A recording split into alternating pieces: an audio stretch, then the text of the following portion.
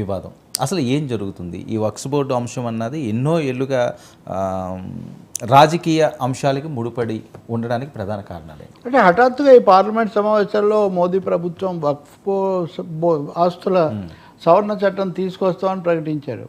వక్ఫ్ ఆస్తులు అంటే మీకు తెలుసు కదా, ముస్లిం మత సంస్థలు వీటికి సంబంధించింది. భారతదేశంలో మైనార్టీలకు సంబంధించిన ఆస్తులకు లేకపోతే వాళ్ళ వ్యవహారాలకు ప్రత్యేక రక్షణ కూడా ఉంది. వక్ఫ్ బోర్డులు వీటిని సంరక్షిస్తుంటాయి. ఏ విధంగా అయితే దేవాదాయ ధర్మాదాయ శాఖ తీసుకుంటుందో హిందూ మతంలో అల్పసంఖ్యాక వర్గాలకు ఉన్నది. ఇక్కడ ప్రభుత్వం హఠాత్తుగా ఉరుములేని వానలాగా ఇది తీసుకొచ్చింది. దీని మీద ముందుగా చర్చ జరిగింది కానీ ఏం లేదు. ఏకంగా 40 సవరణలు వస్తాయి దీనికి. 40 సవరణలు వచ్చిన తర్వాత ఈ వక్ఫ్ ఆస్తులను మేము విముక్తి చేస్తాము, ఇంకొకటేమో మరింత స్వేచ్ఛ చేసి మహిళలకు హక్కులు ఇస్తాము, ఇట్లాంటివేవో చెప్పారు. ఏం చెప్పినా కానీ తీరా ఇది అనుమానాస్పదంగా, అంటే దేశంలో ఇప్పటికే మత సంబంధాలు ఇవన్నీ కొంత ఉద్రిక్తంగా ఉంటాం. మోదీ మీద అటువంటి ఆరోపణలు కూడా ఉన్నాయి కదా, హిందుత్వ రాజకీయాలు ఇవన్నీ. సో ఇలాంటప్పుడు ప్రతిపక్షాలను సంప్రదించకుండా లేదా ముందుగా ఇలాంటి ప్రతిపాదనలు చెప్పకుండా హఠాత్తుగా మీడియాలో ఇది చేసేసరికి రాబోయే శాసనసభ ఎన్నికలను దృష్టిలో పెట్టుకొని తీసుకొస్తున్నారు. మొన్న లోక్సభ ఎన్నికల్లో మెజారిటీ తగ్గింది కాబట్టి దాన్ని కవర్ చేసుకోవడానికి మళ్ళీ ఒకసారి ఆ తరహా రాజకీయాలకు వెళ్తున్నారు అని. ఇక చట్టంగా వాళ్ళు ప్రతిపాదించిన సవరణలు చూస్తే కొంచెం తీవ్రమైనవి. అందులో అతి తీవ్రమైనది ఏంటంటే ముస్లిమేతరులను కూడా వక్ఫ్ బోర్డులో పెట్టవచ్చు అని ఒక సవరణ పెట్టారు, నాన్ ముస్లిమ్స్. ఓకే. సో మామూలుగానే భారతదేశంలో మత స్వాతంత్రం ఉంది, అలాగే 24-25 అధికరణం ప్రకారం మత స్వేచ్ఛ కూడా ఉంది. అలాగే 14-15 అధికారాల్లో చట్టం ముందు సమానత్వం అనేది ఒకటి ఉంది. ఇంకా ఒక విధంగా మైనార్టీ సంస్థలకు విద్యా సాంస్కృతిక హక్కులు ఉన్నాయి. ఇవన్నీ ఉన్నప్పుడు వాటిలో హిందూయేతరులను ముస్లిమేతరులను కూడా పెట్టవచ్చు అని చెప్పటము. రెండవది ఆస్తులు అనేవి ఒక విధంగా సమాంతరంగా ప్రభుత్వ అధీనంలోకి వస్తాయనే ఆ పద్ధతిలో కూడా చేయటం, ఇవన్నీ చాలా అభ్యంతరాలకు దారితీసాయి. సో మీడియాలో ఇవన్నీ వచ్చినప్పుడే ప్రతిపక్షాలు మాట్లాడాయి, ఇండియా కూడా మాట్లాడింది. సరే, అసదుద్దీన్ ఓవైసీ లాంటి వాళ్ళు మాట్లాడారు. ఆయన మాట్లాడితే పోనీ ముస్లిం మజ్లిస్ అనుకోవచ్చు, కానీ మిగతా వాళ్ళు కూడా ఇది అభ్యంతరం అన్నా కానీ దాన్ని ప్రవేశపెట్టారు. ఇది మేము పారదర్శకత కోసం తెస్తున్నాము లేదా ప్రజాస్వామీకరణ చేస్తున్నాము ఈ పద్ధతిలో. మీరు కూడా వింటూ ఉంటారు కదా, తరచూ ఏది ఆ దేవాలయాలంటేనేమో పెత్తనం చేస్తారు, మసీదులు అంటేనేమో వాళ్ళకి ఇస్తారని. అంటే అసలు రాజ్యాంగ స్వభావం తెలియకపోవడం వల్ల ఏ దేశంలో అయినా అల్పసంఖ్యాకంగా ఉన్న భాషలైనా మతాలైనా నమ్మకాలైనా వాళ్ళకు కొన్ని రక్షణలు కల్పించడం ప్రజాస్వామ్య లక్షణం. దానికోసం కొన్ని అధికరణాలే పెట్టుకున్నాం మనం. కాబట్టి అవి దుర్వినియోగం అవుతున్నాయంటే ప్రభుత్వాలు సరిగ్గా చూడాలి. కానీ అసలు వేరే మతస్థులను కూడా ఇందులో ప్రవేశపెట్టవచ్చు అంటే మీకు బాగా తెలుసు కదా, మీరు తిరుపతికి తరచూ వెళ్తుంటారు. టీటీడీ లేకపోతే తిరుపతిలో అన్యమతస్థుల అడుగుజాడలు పడ్డాయనేదే పెద్ద దుమారం. అటువంటిది మీరు వక్ఫ్ బోర్డుల్లో ఇతర మతస్థులు ఎలా ప్రవేశపెడతారు? దానికి అవకాశం ఎలా కల్పిస్తారు? సో 40 సవరణలు చేసేటప్పుడు ఆ వర్గం యొక్క విశ్వాసం పొందకుండా, ప్రజాస్వామ్య చర్చ జరగకుండా తీసుకొస్తే అనవసరంగా మళ్ళీ విభజన రాజకీయాలు ఇవన్నీ ఎందుకు వచ్చాయి అంటే, రేపు హర్యానాలో ఎన్నికలు, లేకపోతే ఆ తర్వాత కాశ్మీర్ ఎన్నికలు, ఇంకా చాలా అసెంబ్లీ ఎన్నికలు వరుసగా 2 దఫాలుగా వస్తాయి. సో వీటిలో మళ్ళీ ఒకసారి పోలరైజేషన్ కోసమే తీసుకొచ్చారు అన్నటువంటి అభిప్రాయం బలంగా వచ్చింది. కాకపోతే ఇప్పుడు మెజారిటీ తగ్గింది కాబట్టి ముందు ఎంత చెప్పినా వినని ప్రభుత్వం లోక్సభ చర్చ తర్వాత అందరూ ఏమన్నారంటే ముందు వెనక్కు తీసుకొని సెలెక్ట్ కమిటీకి పంపించి అక్కడ సమగ్రంగా క్షుణ్ణంగా చర్చించి అందరికీ ఆమోదంతో తీసుకురండి అని బాగా పట్టుబట్టారు. సో మొదట కొంత సమర్థించినప్పటికీ తర్వాత వెనక్కు తగ్గారు. అంటే ఒక విధంగా మారిన పరిస్థితుల్లో అది బుల్డోజ్ చేయలేము అనే ఆందోళనతో భయంతో వాళ్ళు వెనక్కు తగ్గారు. దాంతో ప్రస్తుతానికి అది వెనక్కు పోయింది, కానీ ఆలోచనమే వెనక్కు పోలేదు. కొంతమంది అన్నట్టుగా మెజారిటీ మైనారిటీ ఏంటంటే ప్రతిదీ అంటే ఇప్పుడు కాశ్మీర్కి వెళ్తే హిందువులు మైనారిటీ, పంజాబ్కి వెళ్తే కూడా సిక్కులు అక్కడ మెజారిటీ ఉంటారు, ఈశాన్యానికి వెళ్తే క్రైస్తవులు ఎక్కువగా ఉంటారు. భారతదేశం భిన్న మతాలతో కూడినటువంటిది కదా. ఇంకా మీకు నవాబులు పాలించిన చోట్ల హైదరాబాద్ లాంటి చోట అయితే వాళ్ళకు అపారమైన ఆస్తులు ఉంటాయి, కానీ అవి చట్టపరంగా ఒక క్రమంలో వచ్చినవి. దాన్ని మత కోణంలోకి తిప్పేటైతే అనవసరమైన వివాదాలు విద్వేషాలు పెరగడం తప్ప ఉపయోగం ఏమీ లేదు. రేపు పైగా సంఘ వ్యతిరేక శక్తులు జోక్యం చేసుకునే సమస్య కూడా వస్తుంది. ఇన్ని ప్రశ్నలు రావడంతో ఆ బిల్లు ప్రస్తుతానికి వెనక్కిపోయింది, కానీ ఒక పెద్ద దుమారం అయితే రేపింది. సార్ ఇందులో టీడీపీ వైసీపీ వైఖరి ఇది మళ్ళీ రామాయణంలో ఇది ఇలాగా ఏమంటే ఈ రెండు పార్టీలు కూడా ఒకరు ప్రత్యక్ష మిత్రులు, ఇంకో పరోక్ష మిత్రులు బీజేపీకి అనేది ఉంది కదా. తెలుగుదేశం పార్టీ ఇప్పుడు ఎన్డీఏలో అతిపెద్ద మద్దతుదారు వాళ్ళే, 16 మంది సభ్యులతో మంత్రివర్గంలో కూడా ఉన్నారు. మేము బీజేపీతో ఉన్నా కానీ ఈ విషయాల్లో మేము లౌకిక తత్వానికి కట్టుబడి ఉంటామని చాలాసార్లు చెప్పారు. కానీ ఈ బిల్లును వాళ్ళు పూర్తిగా బలపరిచారు, ఇది పారదర్శకత కోసం అది ఇదని. అదే సమయంలో గతంలో అత్యధిక బిల్లులను బలపరుస్తూ వచ్చి ఎప్పుడు బీజేపీతో నిలబడిన వైసీపీ దీన్ని వ్యతిరేకించింది. అంటే మొట్టమొదటిసారిగా ఎన్నికల ఓటమి తర్వాత కేంద్రంలో అంటే మేము లౌకికంగా ఉంటాము, బీజేపీకి లోబడిపోము అని వైసీపీ చెప్తున్న మాటకు ఒక చిన్న సాక్ష్యంలాగా వాళ్ళు ఈ బిల్లు విషయంలో చేశారు. మీరు మొన్న ఎన్నికల ఫలితాలు చూస్తే చాలామంది అనుకున్నారు కదా తెలుగుదేశం బీజేపీతో కలవడం వల్ల ముస్లింల ఓట్లన్నీ పోతాయి, ఇది వైసీపీకి లాభం అని. తీరా ఏం జరిగింది అంటే పోన్లే అక్కడ బీజేపీ ఉన్న ప్రధాన పార్టీ తెలుగుదేశం కదా, వీళ్ళు లౌకిక విధానాన్ని కట్టుబడి ఉంటారని వీళ్ళకే ఎక్కువ చోట్ల ముస్లిం ఓటర్ల ఓట్లు కూడా పడ్డాయి. కానీ ఇప్పుడు ఈ బిల్లు విషయంలోకి వచ్చేసరికి అందరూ వ్యతిరేకిస్తున్న దాన్ని అక్కడ వాళ్ళతో ఎన్డీఏలో భాగస్వామి కాబట్టి వాళ్ళు బలపరిచారు. కాబట్టి ఇక్కడ ఏపీకి స్పెషల్ ఇంప్లికేషన్ ఏమంటే మళ్ళీ ఒకసారి చక్కదిద్దుకుని ముస్లింలకు దగ్గరయ్యే, మైనారిటీలకు దగ్గరయ్యే ప్రయత్నం వైసీపీ చేస్తే ఇష్టం ఉన్నా లేకపోయినా బీజేపీతో ఉన్నారు కాబట్టి అనివార్యంగా తెలుగుదేశం ఈ బిల్లును బలపరిచే పరిస్థితి అయితే అక్కడ వచ్చింది. అది సంగతి. ఇదే జేడీయూ కూడా ఇలాగే బలపరిచింది, రెండు పెద్ద ప్రాంతీయ పార్టీలు.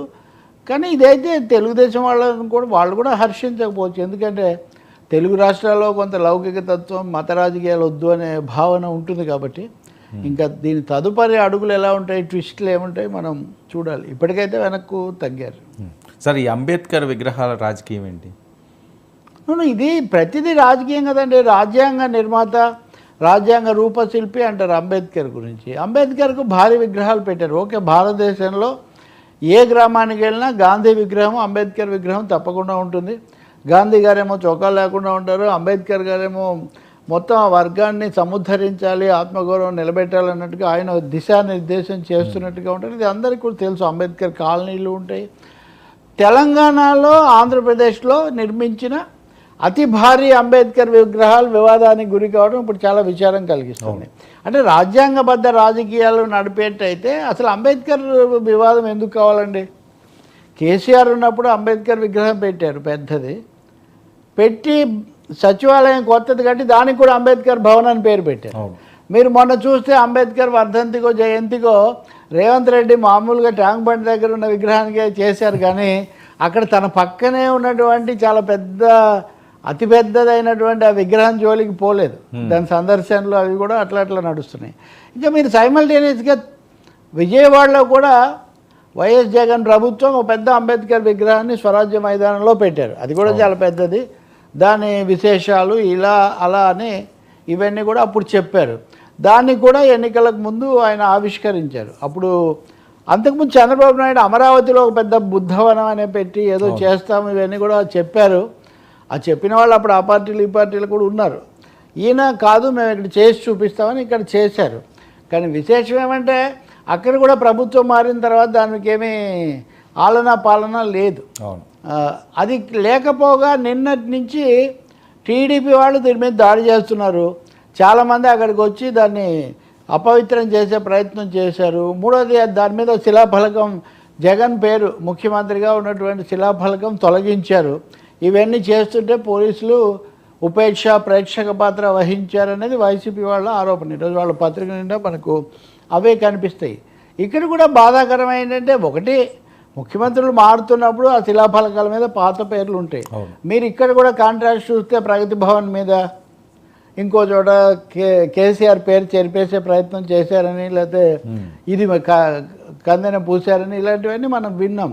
అదే ఒక తీరైతే ఇక్కడ అంబేద్కర్ లాంటి విగ్రహాన్ని దాన్ని ఎవరున్నా కానీ ఆయన స్ఫూర్తి ముఖ్యంగానే ఏ ముఖ్యమంత్రి ఉన్నప్పుడు పెట్టారు, ఎవరు పెట్టారు అనేది ఎవరు చూస్తారని ఇప్పుడు అనేక పేర్లు ఉంటాయి. కానీ అది కూడా రాజకీయం ఎక్కడికి వచ్చిందంటే, ఏ రాజ్యాంగం అయితే మనకు పదవులు ఇన్ని ఇవ్వడానికి మూలమైందో దాని రూపకల్పనలో ముఖ్య పాత్ర వహించిన ఆయన్ని కూడా మనం రాజకీయ వివాదంలోకి లాగుతున్న పరిస్థితి. మరి ఇది తర్వాత ఇంకా ఏమవుతుంది తెలీదు. నిరాహార దీక్షలు అవన్నీ చేస్తున్నారు వాళ్ళు.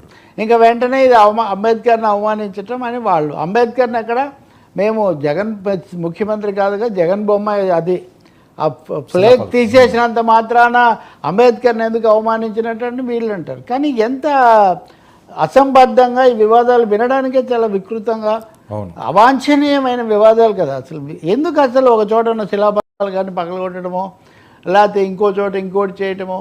అంతకుముందు కూడా వైఎస్ రాజశేఖర రెడ్డి విగ్రహాలకు ఏదో పూస్తున్నారు, ఇట్లాంటివి కొన్ని. ఆయన అంటే పోనీ రాజకీయ నాయకుడు, మాజీ ముఖ్యమంత్రి అనుకోండి. అప్పుడు వైఎస్ షర్మిల కూడా ఆయన విగ్రహాలను చేస్తుంటే ఏం చేస్తున్నాడు జగన్మోహన్ రెడ్డి అనేది ఆమె ప్రభుత్వం కంటే కూడా జగన్ ఏం చేస్తున్నాడు అనే పద్ధతిలో ఆమె మాట్లాడిన తీరు. కానీ ఒక ఏదైతేమి చాలా 400 కోట్లు ఎంతో ఖర్చు పెడతారండి. అదేం జగన్ డబ్బు కాదు, చంద్రబాబు కాదు, ప్రజల డబ్బు. ఆయన ప్రజల మనిషి, ప్రజలకు ఒక రాజ్యాంగాన్ని ఇచ్చిన వ్యక్తి. అది కూడా కాకుండా దళిత వర్గాలకు సంబంధించి ఒక వైతాళిక పాత్రధారిగా ఉన్నారు. ఆయన విగ్రహం దగ్గర ఎందుకండి రాజకీయాలని చూపించడం? దీన్ని ఎవరో హర్షించరు. ఇది ఏమాత్రం సమంజసం కూడా కాదు. బహుశా ఇప్పటికైనా దీన్ని ముగించటం, ప్రభుత్వం కూడా అధికారికంగా ఒక స్టాండ్, మేము దీన్ని ఏమాత్రం ఆమోదించాం, ఇలాంటివి జరగనివ్వమని చెప్పడం. నేను అంటాను రేవంత్ రెడ్డి అయినా కానీ అది కేసీఆర్ కట్టించారు పెట్టించారు అనే దాన్ని మర్చిపోయి దాన్ని గౌరవించడం అనేది చాలా అవసరం. అంతేకాని ఇలా ఏది సామెత చెప్తారు కదా, ఒకరి మీద కోపం ఒకరి మీద చూపించినట్టుగా అధినేతల మధ్య వివాదాలు అంబేద్కర్ మీద తగాదాలాగా మారితే అది చాలా అపహాస్య భాజనంగాను చాలా అనుచితంగా ఉంటుంది. సార్ ఏంటి త్వరలో జన్మభూమి 2 అట మళ్ళీ మారుమోగుతున్న పాట. చంద్రబాబు నాయుడు గారికి చాలా ఇష్టమైంది జన్మభూమి కార్యక్రమాలన్నీ. మళ్ళీ పాత పత్తాల్లోనే వెళ్తున్నారా? అదే ఉంది కదా, కదులు దాము రండి మనము జన్మభూమికి అని సుద్దాల అశోక్ తేజ్ అనుకుంటా రాశాడు. తల్లి పాల రుణం కొంత తీర్చడానికి అని. ఒకటేనండి, ఇప్పుడు return of Chandrababu Naidu, return of Telugu Desam 2014-19లో కూడా వాళ్ళ అధికారంలోకి వచ్చినప్పటికీ విభజన, రాజధాని ఇలాంటి సమస్యలు చాలా ఎక్కువగా ఉన్నాయి అప్పుడు పార్టీ కన్సాలిడేషన్ కంటే.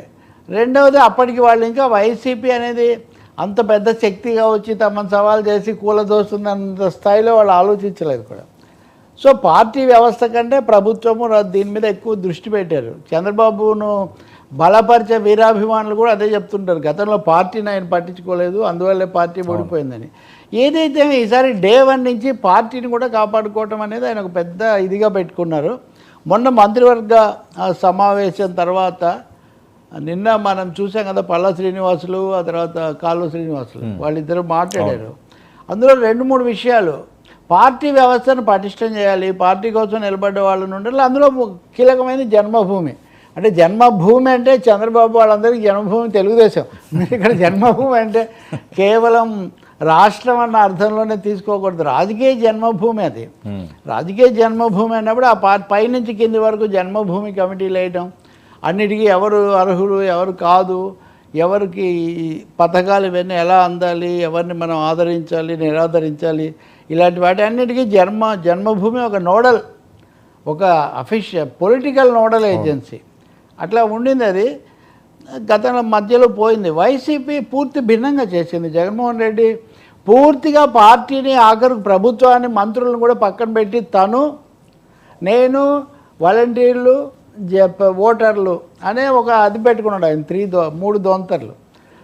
ఇప్పుడు చంద్రబాబు నాయుడు అందుకు భిన్నంగా పార్టీ వ్యవస్థ ఉండాలి, పార్టీ వ్యవస్థకు తనతో పాటు తన తర్వాత లోకేష్ నాయకుడు కావాలి. ఇదంతా ఉండాలంటే తెలుగుదేశం వ్యవస్థ సజీవంగా యథాతథంగా కొనసాగాలి. కాబట్టి దాన్ని నిన్న వాళ్ళ పోలిట్ బ్యూరో సమావేశంలో జన్మభూమి 2 మొదలు పెడదాము అని అంటాం. కొంచెం ఆశ్చర్యం కూడా, ఎందుకంటే ఎప్పుడో జన్మభూమి 2 ఏంటి, జన్మభూమి 2 అంటూ వచ్చి ఉంటే గత పర్యాయం అధికారంలో ఉన్నప్పుడు వచ్చి ఉండాలి 2014లో. మరి అప్పుడు ఎందుకు పక్కన పెట్టారు, ఇప్పుడు ఎందుకు తీసుకుంటున్నారంటే సంథింగ్ రాంగ్, ఏదో మిస్ అయ్యాం మనం. పార్టీ పరంగా పార్టీ పునాదులు యంత్రాంగం కన్సాలిడేట్ చేసుకోవడానికి ఇది అవసరం. మూడోది మనం తరచూ చెప్పుకున్నట్టుగా మిశ్రమ ప్రభుత్వం కాబట్టి ఓకే. మిగతా పార్టీల వాళ్ళు వాళ్ళవన్నీ చేసుకుంటుంటే మనమేమో కేవలం ప్రభుత్వం అనుకుంటే కుదరదు అన్న దీనివల్ల కూడా it is for Telugu Desam politically rather than ఇప్పుడు కూడా సమస్యలు రావచ్చు. ఎందుకంటే వాళ్ళు ఒకటి చెప్తే వీళ్ళు ఒకటి చెప్తే మిగిలిన ఇద్దరు భాగస్వాములు ఇలాంటివి కూడా రావచ్చు.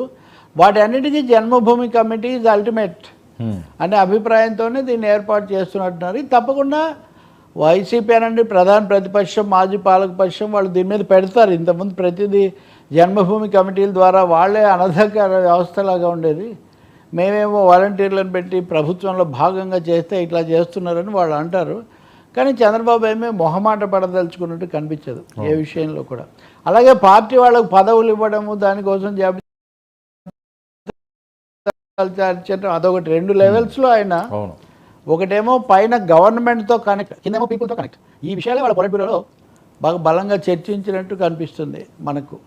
కానీ జన్మభూమి అనేది వచ్చి మళ్ళీ నాకు కూడా తెలుసు అప్పుడు ఈ లోన్లు కమిటీలు ఇట్లాంటి వాటి అన్నింటిలో జన్మభూమి కమిటీ సభ్యులు అక్కడ ఉండేవాళ్ళు ఒక్కో రంగానికి సంబంధించి. మళ్ళీ అదే వాతావరణం వస్తే మటుకు నేను ఒకటే చెప్పగలిగింది ఏంటంటే, ఉమ్మడి రాష్ట్రంలో వేరే పార్టీలు ఏవి లేనప్పుడు జరిగిన పద్ధతి అయితే ఇప్పుడు జరగకపోవచ్చు. ఇప్పుడు అనేక పార్టీలు, సంఘాలు, క్రియాశీలత, మీడియాలో మార్పులు ఇవన్నీ కూడా జరిగాయి. కాబట్టి they will be under the scanner. Janmabhoomi కమిటీలైనా ఇంకొకటైనా every moment, every activity is under the scanner. అదైతే దృష్టిలో పెట్టుకోవాల్సి ఉంటుంది ఖచ్చితంగా. అంటే పొత్తు పార్టీలు, కూటమి ప్రభుత్వం ఉంది కదా సార్, ఇలాగ సొంతంగా కొన్ని ఎజెండాలు తీసుకుంటే అదేమన్నా ఇబ్బంది అయ్యేది ఉంటుంది? ఇంకా జన్మభూమి కమిటీలు మావి, మేమేమి అధికార నిర్ణయాలు మేమేం చేయం కదా. మేము ప్రభుత్వానికి సంబంధించింది కాదు కాదు తెలుగుదేశం పార్టీకి సంబంధించిన ప్రభుత్వానికి అంటే తెలుగుదేశం కమిటీ నిర్ణయించింది. మరి ఇది వాళ్ళు కనుక క్యాబినెట్లో పెట్టి ఆమోదింప చేసుకుంటే అప్పుడు ప్రభుత్వం. తెలుగుదేశం పొలిట్ బ్యూరోలో అనుకున్నంత మాత్రాన అది అధికారికం కాదు కదా. సో కాబట్టి ఫండ్స్ అవి ఏమి ఉండవా ఎవరు జన్మభూములకి? అదే ఇది వరకు చేశారు వాళ్ళందరూ అనధికారికంగా అట్లా చేశారు. అప్పుడు జన్మభూమి చంద్రబాబు మొదటి ఎన్నికల్లో గెలిచి వచ్చాక మటుకు అప్పుడు అధికారికంగా జరిగింది. ఇప్పుడు ఆ హోదా ఉంటుందా లేదా, మిగిలిన 2 పార్టీలు ఇష్టపడతాయా, లేదా వాళ్ళని కూడా కలుపుకుంటారా దీంట్లోనే? పైగా ప్రభుత్వ యంత్రాంగం ఇన్ని కమిటీలు ఉండగా మళ్ళీ ఇంకొక జన్మభూమి కమిటీ అని ఒక రాజకీయ కమిటీ అవసరం ఏంటి? ఇలాంటి ప్రశ్నలన్నీ చాలా ఉత్పన్నమవుతాయి. వీటికి ఏమేమి వాళ్ళు స్పష్టత ఇస్తారో మనం చూడాల్సి ఉంటుంది. ఎందుకంటే నిజంగానే ఒక అనధికారిక పాత్ర అంటే రాజ్యాంగేతర పాత్ర అంటుంటారు, అటువంటిది వస్తే అదొక సమస్య అవుతుంది. ఇవి కలెక్టర్ల ద్వారా పెట్టించి అందులో అన్ని పార్టీల వాళ్ళను, 1-2 పాత్రికేయులను, లేదా 1-2 సిటిజన్స్ను సీనియర్ పెట్టి అట్లా చేస్తే అదొక కథ నడిపించవచ్చు. మరి అల్టిమేట్గా పూర్తి వ్యూహం ఎలా రూపొందిస్తారో మనం అది చూడాలి. రాజకీయ కమిటీలు అయితే ఏ సమస్య లేదు, ఓన్లీ తెలుగుదేశం వరకు పరిమితం అయితే. ఓకే. కానీ ఒకటి కదా, తెలుగుదేశం ప్రయోజనాలు కాపాడుకోవటం, యంత్రాంగాన్ని పటిష్టం చేసుకోవటం అన్నది వాళ్ళ లక్ష్యమైనప్పుడు వేరే మిత్రపక్షాలకు అందులో చోటు ఇస్తే అది నెరవేరదు. కాబట్టి ఇవి రాజకీయ కమిటీలుగా మిగిలే అవకాశమే ఎక్కువగా ఉంటుంది. ఓకే. అందుకనే మంత్రివర్గంతో పాటు చెప్పలేదు ఈ విషయం, పొలిట్ బ్యూరోలో చెప్తున్నారు. సో ఇప్పుడు మళ్ళీ కొద్దిగా మన సంగతి ఏంటని జనసేన, మన విషయం ఏంటని బీజేపీ కూడా ఆలోచించే పరిస్థితి కూడా రావచ్చు. సరే, వైసీపీ ఎలాగో దాడి చేస్తుంది. మేము ఎప్పటి నుంచో చెప్పాం, మేము కులం చూడం, మతం చూడం, రంగు చూడం, పార్టీ చూడం, అందరికీ వాళ్ళేమో వాళ్ళకే ఇచ్చుకోవడానికి జన్మభూమి పెడుతున్నారు చూడండి అని ఒక దుమారం రేగొచ్చు. కానీ ఒకటైతే ఆ కలర్ అయితే మళ్ళీ వస్తుంది. అవును, తెలుగుదేశం కలర్ పెంచే ప్రయత్నం బాగా జరుగుతుంది. లోకేష్ నిన్న మంగళగిరిలో ఏదో సమావేశంలో మాట్లాడారు, ఆయన భార్య ఇంకా పెద్దలందరూ పూజలు అక్కడ ఆయన ఒక మాట చెప్పాడు, ఇది ఆలయంలో జరుగుతుంది కాబట్టి నేను చెప్పడానికి లేదు, కానీ ఒకటైతే చెప్తాను, నేను చేయాల్సినవన్నీ సిద్ధం చేశాను, జరిగేవన్నీ జరిగితే మీరు చాలా విషయాలు చూస్తారు అనే ఈ పద్ధతిలో ఆయన నేను ఒక మాట అంటూ ఉన్నాను. అంటే ఇండైరెక్ట్గా రెడ్ బుక్ కూడానా? రెడ్ బుక్ అంటే అక్కడ కాకపోతే భగవద్గీత అనుకోవాలి. ఎందుకంటే అంటే గీతలు గీయడము అనేది గీత రాయడం అదే అయిపోయింది. పొలిటికల్ ఇప్పుడు దీంట్లో ఉన్న మెసేజ్ కూడా అదే దాదాపు. అయిన తర్వాత అమ్మాయి కూడా సంతోషం వ్యక్తం చేసి ఏదో చెప్పారు. కాబట్టి చాలా వర్క్ జరగాల్సి ఉంటుంది. 2 చెప్పాడు ఆయన. ఒకటేమో వీటి అభివృద్ధిలో రాజకీయాలకు అతీతంగా అందరం వెళ్ళాలి అని చెప్పాడు.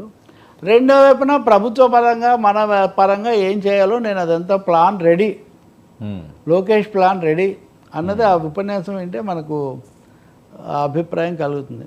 సో ఇదంతా ఒక TDP grand plan back to Chandrababu strategies and all that అనే అభిప్రాయం కలుగుతుంది మనకు.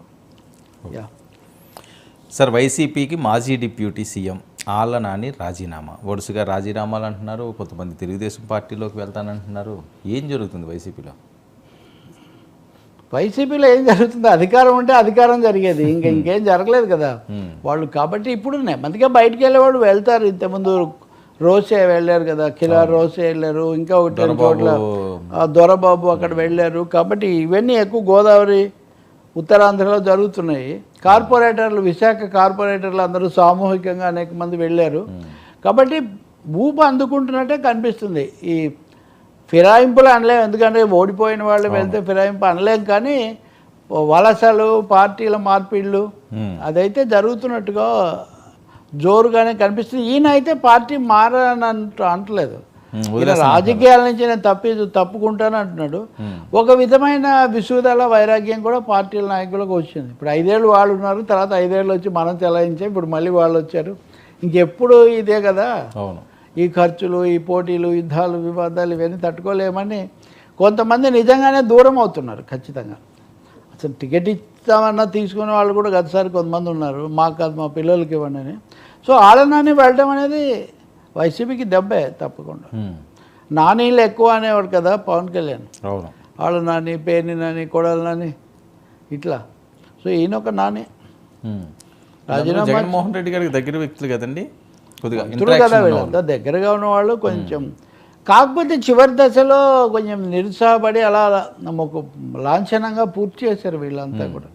వాళ్ళిద్దరిలా కాదు, కొడాలి పేర్ని నానిలా కాదు, ఈయన ఒక పద్ధతి.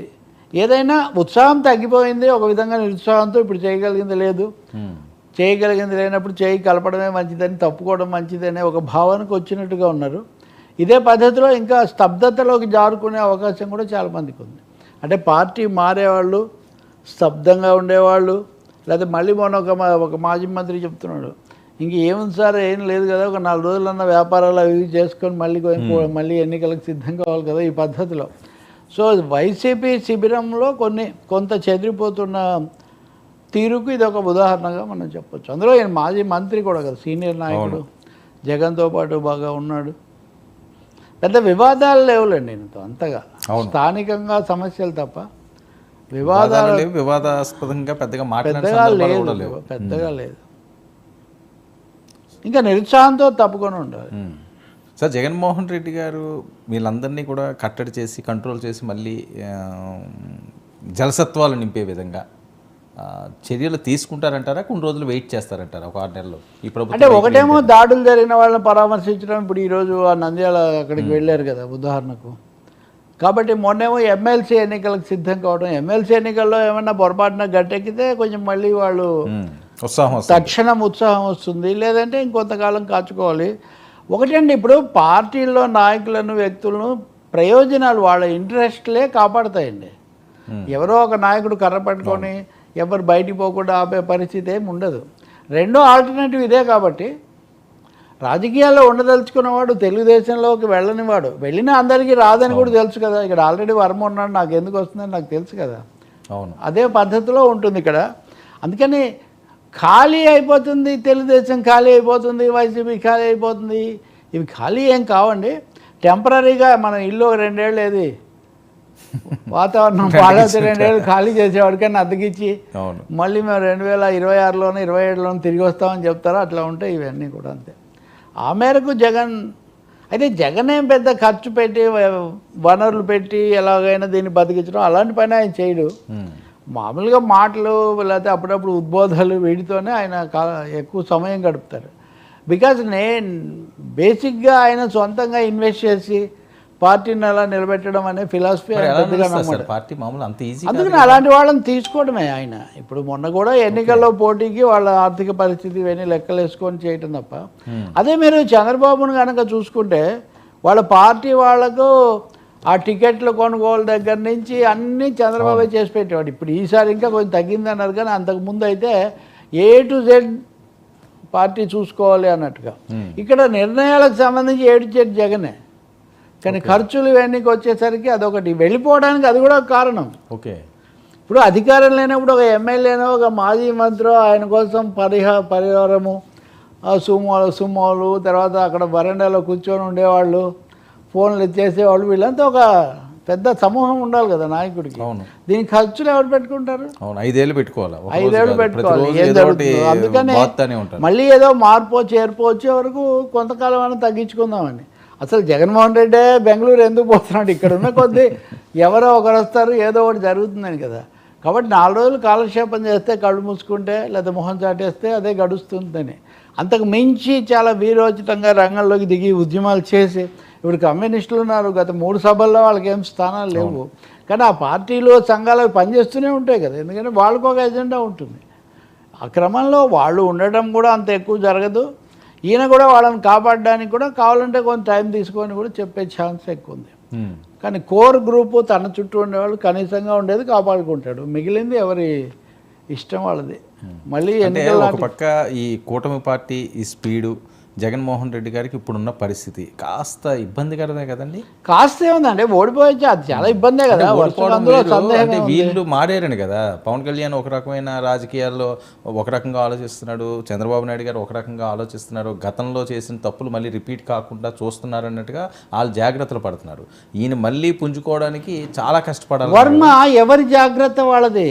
తెలకపల్లి రవి తీసుకునే జాగ్రత్త వర్మ తీసుకోకపోవచ్చు, వర్మ ఇంకో పద్ధతిలో తీసుకోవచ్చు. ఇదే నా జాగ్రత్త అని ఆయన అనుకుంటుండొచ్చు. ఓకే.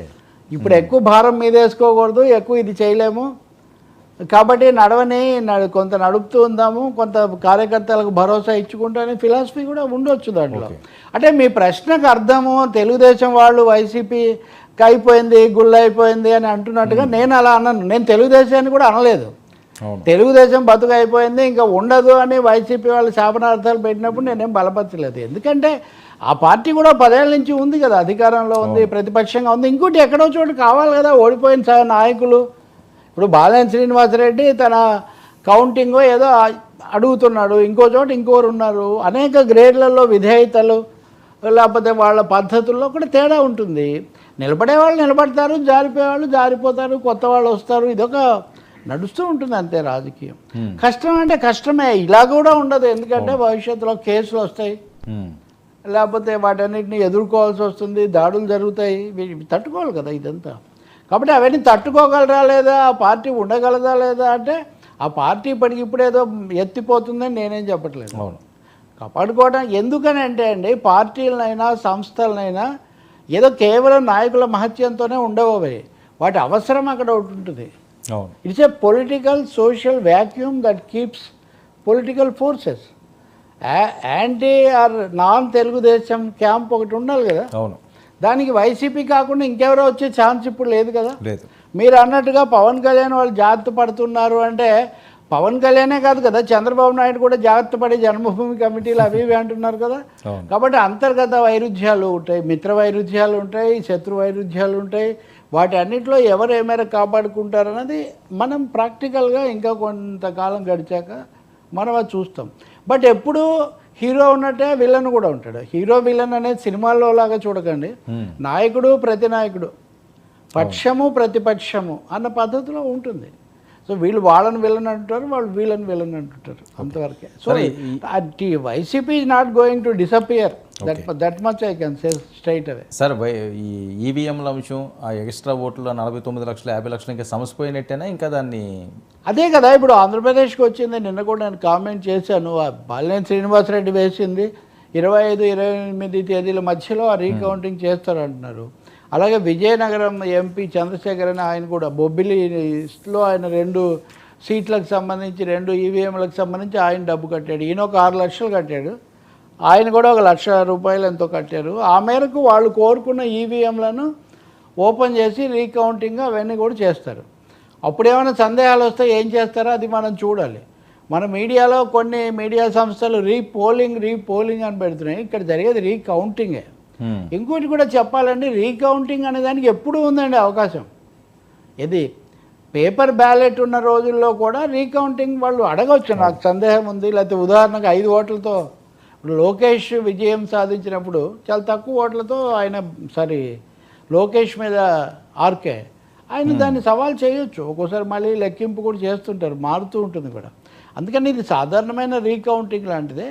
కాకపోతే దీంట్లో ఏం లెసన్స్ వస్తాయి, దీంట్లో తేడా కనుక వచ్చిందంటే ఈ ఒంగోలు పార్లమెంటరీ సీటు ముందు చేస్తున్నారు. దీంట్లో కనుక లెక్కల్లో గల్లంతు జరిగిందని ఏమైనా ఒక వస్తే మటుకు దాని మీద ప్రభావం చాలా ఎక్కువగా ఉంటుంది. ఇదే పద్ధతిలో వైసీపీ వాళ్ళు ఇంకా చాలా చోట్ల అడగాలనుకుంటున్నారని కూడా మనం వింటున్నాం. సుప్రీంకోర్టు ముందు కూడా ఒక కేసు ఉంది. సంజీవ్ ఖన్నా న్యాయస్థానం ధర్మాసనం తీసుకుంటే మంచిదని ఇంకో ధర్మాసనం సిఫార్సు చేసింది. అది ప్రధాన న్యాయమూర్తి చెప్పాలి. అందుకని సుప్రీంకోర్టులో నడుస్తూ ఉంది, ఇక్కడ క్షేత్రస్థాయిలో ఇది కూడా నడుస్తుంది. 49 లక్షలు అండి ఎక్కువ వచ్చింది ఇక్కడ లెక్క. ఆంధ్రప్రదేశ్లో మొన్న వచ్చిన ఓటింగ్ తేడాలని ఎక్కువగా లెక్క పెట్టారని ఒక లెక్క ప్రకారం 2-3 రకాల లెక్కలు ఉన్నాయండి. ఓటర్ ఫర్ డెమోక్రసీ అనే లెక్క ఒకటి ఉందండి. ఓటర్స్ ఫర్ డెమోక్రసీ అనే VDF అనే నివేదిక ఒకటి ఉంది. అది ముంబైలో వాళ్ళు ప్రకటించారు. దాని ప్రకారం దేశవ్యాప్తంగా ఒక 5,70,00,000 దాకా ఓట్లు ఎక్కువగా వచ్చాయి. దీనివల్ల రెండో దఫా మలి దఫా పోలింగ్లో, సెకండ్ స్టేజ్ ఆఫ్ పోలింగ్లో దాదాపు 70-80 స్థానాలు ఎన్డీఏకి ఎక్కువగా వచ్చాయని వాళ్ళు తేల్చారు. ఎందుకంటే ఆ దశలో 3-3, 4-4 అన్ని వైసీపీకి బీజేపీకే వచ్చాయి. మరి అదే రాష్ట్రాల్లో తర్వాత దశల్లో రాలేదు అట్లా. మరి ఈ రెండో దశలోనే 3-3 ఎందుకు వచ్చాయి, ఐదో దశలో ఎందుకు రాలేదు, ఇది సందేహాస్పదం అని. ఇంకొకటి, కొన్ని చోట్ల ఎక్కువ కొన్ని చోట్ల తక్కువ, ఇన్ని డిస్క్రిపెన్సీస్ ఎందుకు వచ్చాయి, వీటికి సంబంధించి వివరణ లేదు. సో దీని మీద అదొక రిపోర్ట్ అట్లా ఉంది. అది ఏడీఆర్ అనేది అసోసియేషన్ ఫర్ డెమోక్రటిక్ రిఫార్మ్స్ అనే వాళ్ళు ఒక 7 లక్షల ఓట్లు తేడా ఉంది ఎక్కువగా ఎంచారు. దీనివల్ల ఇన్ని నియోజకవర్గాలు తేడా ఉంది. అసలు దీనికి ఎక్స్ప్లెనేషన్ లేదు.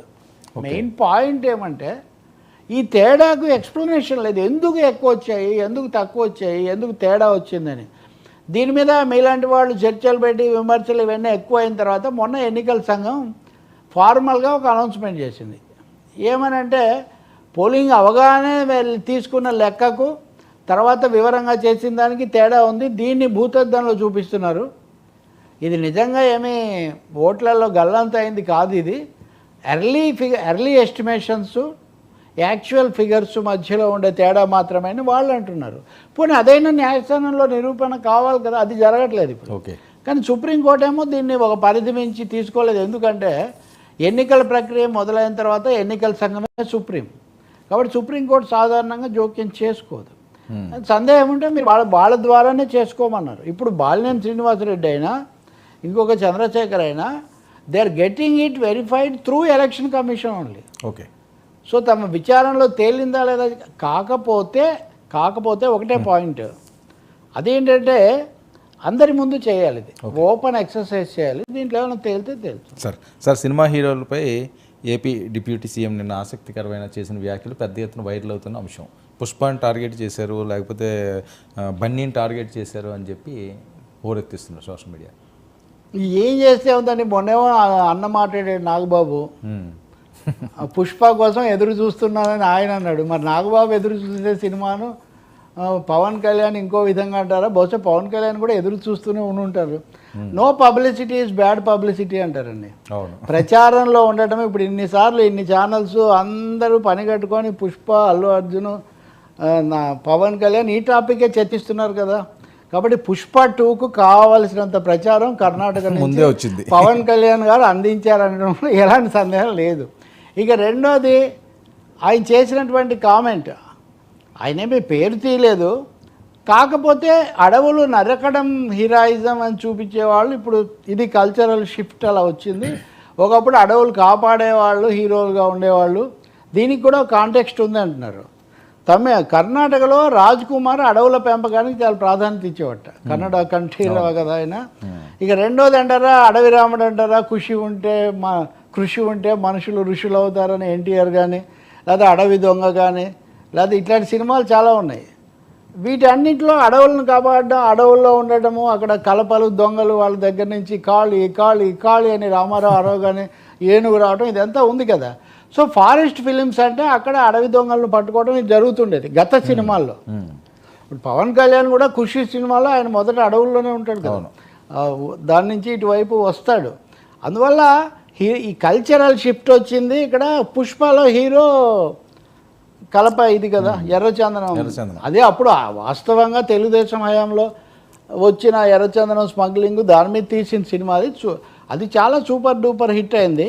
ఇంకొక విషయం కూడా ఉంది, పవన్ కళ్యాణ్ చెప్పింది అర్జున్ గురించేనా పుష్ప గురించేనా అని మనం సందేహం పడాల్సిన అవసరం కూడా ఉంది. ఎందుకంటే పుష్ప 2 ఇంకా విడుదల కాలేదు.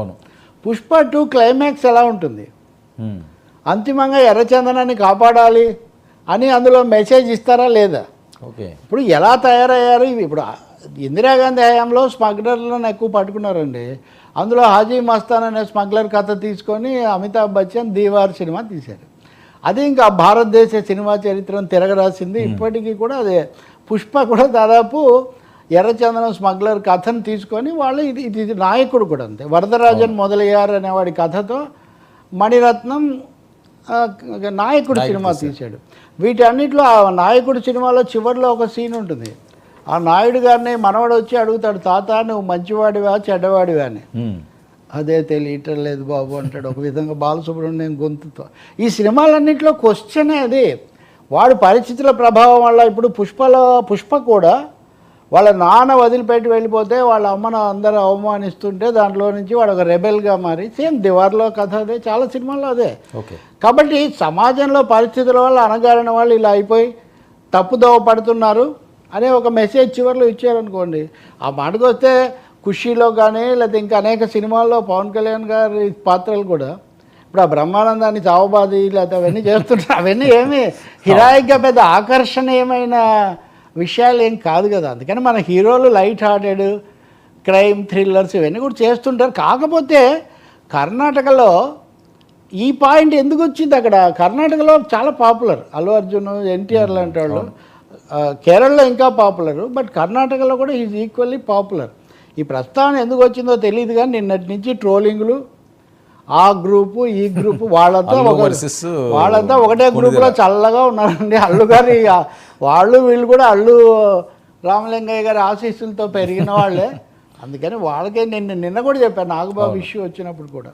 ఇది ఒక విధంగా ప్రచారం కూడా, ఇంకేమీ కార్యక్రమం లేనట్టుగా దీంట్లో మునిగి తేలటం. కానీ బట్ పవన్ కళ్యాణ్ ఒక టాప్ హీరో ఆ మాట అక్కడ అధికార కార్యక్రమంలో అనడం మటుకు కొంచెం దృష్టి ఆకర్షిస్తుంది. అది దాని ప్రభావం తెలియకుండా ఆయన అనుండాడు. అవును, ప్రభావం ఉండాలని ఆయన అన్నారని నేను అనుకుంటున్నా. ఇంకోటేమో ఇమీడియట్గా మీలాంటి వాళ్ళు నంద్యాలలో ప్రచారానికి వెళ్ళారు. అవును, అప్పుడు దాని గురించి కూడా వీళ్ళు చాలా ట్రోల్స్ చేశారు కదా. కానీ ఎవరు ఏం చేసినా అండి, ఎవరి రాజకీయ స్వేచ్ఛ, ఎవరి వ్యక్తిగత స్వేచ్ఛ, ఎవరెవరి సినిమాల స్వేచ్ఛ వాళ్ళకు ఉంటుంది. దీన్ని ఎవరు ఏమీ అరికట్టలేరు. పవన్ కళ్యాణ్ ఒక విధంగా పుష్పకు విస్తృత ప్రచారం పబ్లిసిటీ కల్పించారు ఒక అధికార కార్యక్రమం ద్వారా అని మనం చెప్పొచ్చు. వాళ్ళెవరు ఏం మాట్లాడరు కూడా, బహుశా ఎవరు ఖండించటాలు అట్లాంటివి జరగవు. ఇంకోటి ఏమో నాగబాబే ఖండించాలి. ఎందుకంటే నేను ఎదురు చూస్తున్నాను నా సినిమా కోసం, హార్డ్ వర్క్. ఆయన ఏమన్నారు, ఆయన పుష్పను లేదా అల్లు అర్జున్ ఆ పాత్రను కష్టపడి బాగా హార్డ్ వర్క్ చేసే పాత్రగా ఆయన చూశారు. సో ఈ అన్నదమ్ముల అంతరంగాలు అల్లు వారికి మెగా వారికి మధ్యలో ఉన్నటువంటి